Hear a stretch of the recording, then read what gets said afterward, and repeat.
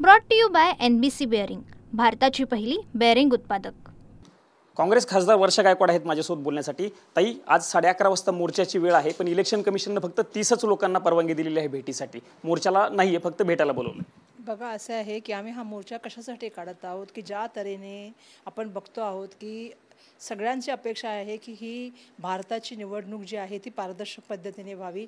देशाच्या संविधानाच्या माध्यमातून निवडणूक आयोगाला जे आहे ते पूर्णपणे स्वायत्ता देण्यात आलेली आणि अधिकार देण्यात आलेले आहेत, पण आज त्याच्यावरतीच मोठ्या प्रमाणामध्ये प्रश्न निर्माण झालेले आहेत की ज्या तऱ्हेने मताची चोरी केली जाते, ज्या तऱ्हेने एक संगणमत तयार केलं जातं आणि संगणमताच्या माध्यमातून पूर्णपणे जी आहे ती मतदार यादीमध्ये जो घोळ केला जातो, जो मतदार यादी जी त्यांनीच निर्माण केलेली आहे, त्यांनीच प्रिंट केलेली आहे, त्याच्या बाबतीमध्ये आदरणीय आमचे जननायक आदरणीय आमचे नेते राहुल गांधीजींनी त्या ठिकाणी प्रेस कॉन्फरन्स घेऊन स्पष्टपणे आरोप केले आणि त्या आरोपामध्ये पुराव्यासकट ते त्या ठिकाणी दाखवण्याचं काम केलं। मला अपेक्षा आहे की त्या ठिकाणी बेंगलोरमध्ये ते गेले। आज आम्ही जे आहे ते संसदेपासून जे आहे ते निवडणूक आयोगापर्यंत जे आहे तो आम्ही मार्च करणार आहोत।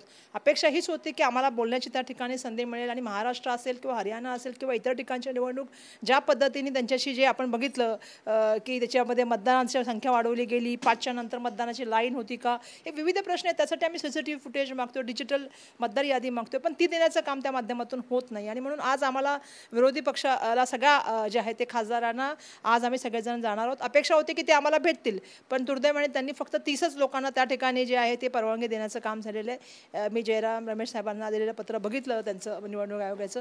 आम्ही त्या ठिकाणी जाणार आहोत, आम्ही आमचा आवाज जो आहे तो बुलंद करण्याचं काम करणार आहोत। आम्ही हे यासाठी करत आहोत की लोकतंत्राचा जो आत्मा आहे किंवा जे लोकशाहीचा जो आत्मा आहे तोही निवडणुका असतात आणि त्या पारदर्शक पद्धतीने व्हाव्यात। लोक त्यासाठी पूर्ण दिवस जे आहे ते मतदान केंद्रावर लाईनीमध्ये उभे असतात, त्यांना पाण्याचे व्यवस्थापन नसतं, व्यवस्थापन नसतं, अशा व्यवस्थापनामध्ये सुद्धा जाऊन लोक मतदान करतात, कारण लोकशाही जिवंत राहिली पाहिजे म्हणून। पण तुम्ही जर लोकशाहीचाच गळा दाबण्याचा प्रयत्न करत असाल तर त्या ठिकाणी हे बरोबर नाही। तुम्ही मोर्चा म्हणजे जाण्यावरती ठाम आहात, कारण 30 लोकांना परवानगी दिलेली आहे फक्त? नाही, आम्ही जाण्यावर ठाम आहोत। आम्ही सगळेजण आहोत जे आहे त्या हाऊसमध्ये जाऊ, 11 वाजता ज्यावेळी हाऊसमध्ये जाऊ, त्याच्यानंतर मग आम्ही 11:30 वाजता मला वाटतं गॅदर होऊन सगळेजण त्या ठिकाणी पूर्णपणे आम्ही संसद जे आहे त्यामध्ये संसदेमधले सांसद जे विरोधी पक्षामधलं आहे, मला वाटतं ही चांगली गोष्ट आहे की विरोधी पक्षामध्ये सगळे सांसद एक आवाज घेऊन चाललेले आहेत आणि हा आवाज, कारण शेवटी आम्ही सुद्धा 18 लाख लोकांमधून निवडून येतो आणि मग हा लोकांचा आवाज जर निवडणूक आयोग ऐकणार नाही तर कोणाचा आवाज ऐकणार, आणि त्यामुळे आम्ही जाण्यासाठी ठाम आहोत आणि आम्ही तिथे जाणार आणि आम्ही आमचा आवाज आणि आमच्या जनतेचा आवाज त्या ठिकाणी नेऊन जाण्याचं काम करणार। आताही तुम्ही जर राहुल गांधींनी जरी प्रेस कॉन्फरन्स घेऊन आरोप केलेले असले किंवा पुरावे दिलेले असले तर निवडणूक आयोग म्हणते जुन्या बाटलीत नवी दारू आहे, कारण ज्या पद्धतीने त्यांनी हे आरोप केले आहेत त्या आरोपांवरतीच इलेक्शन कमिशनने एक प्रकारे प्रश्नचिन्ह उपस्थित केलेलं आहे। नाही, मला असं वाटतं की प्रश्नचिन्ह उपस्थित करण्यापेक्षा त्यांनी उत्तर द्यायला पाहिजे होती। सातत्याने राहुलजी डिजिटल मागतायत, यादी मागतायत त्यांना इलेक्ट्रॉनिक, त्या व्यतिरिक्त CCTV फुटेज मागतात की बाबा 5च्या नंतर लाईन होते का, कारण आम्ही आणि सगळे महाराष्ट्रामध्ये जनता त्यावेळेला बूथवरती काम करत होतो आणि आम्हाला माहिती आहे की त्या ठिकाणी कुठल्याही तऱ्हेच्या लाईन्स नव्हत्या। मग जर 6-7 नंतर लाईनी बंद झाल्या होत्या, मग हे मतदान वाढलं कुठून आणि हा पर्सेंटेज शेवटी नंतर मग कसा 60च्या वरती गेला, हाही प्रश्न त्या ठिकाणी निर्माण होऊ शकतो। काही मतदार केंद्रावरती जी मतं वाढली गेली त्याच्यावरती प्रश्नचिन्ह निर्माण झालेले आहेत आणि एका घरामध्ये जर 45 किंवा 80 लोक असतील आणि ते लोक त्या ठिकाणी राहत नसतील आणि त्यांची 4 ठिकाणी यादीत नाव असेल तर ते प्रश्नचिन्ह निर्माण करणार आहे, तर सर्वांना माहिती आहे।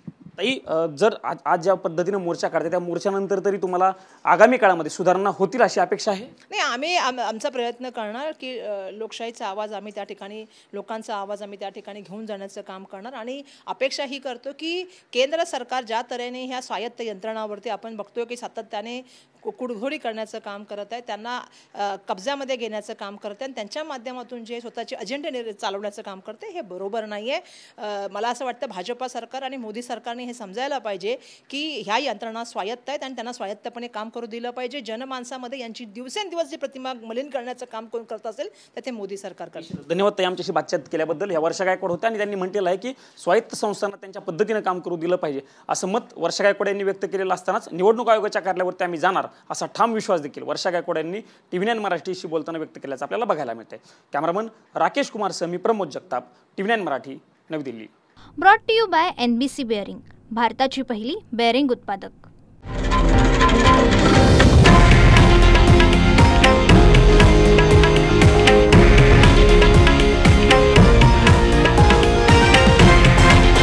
हे आहे देशातील नंबर 1 न्यूज नेटवर्क आणि आपण पाहत आहात TV9 मराठी, एकमेव।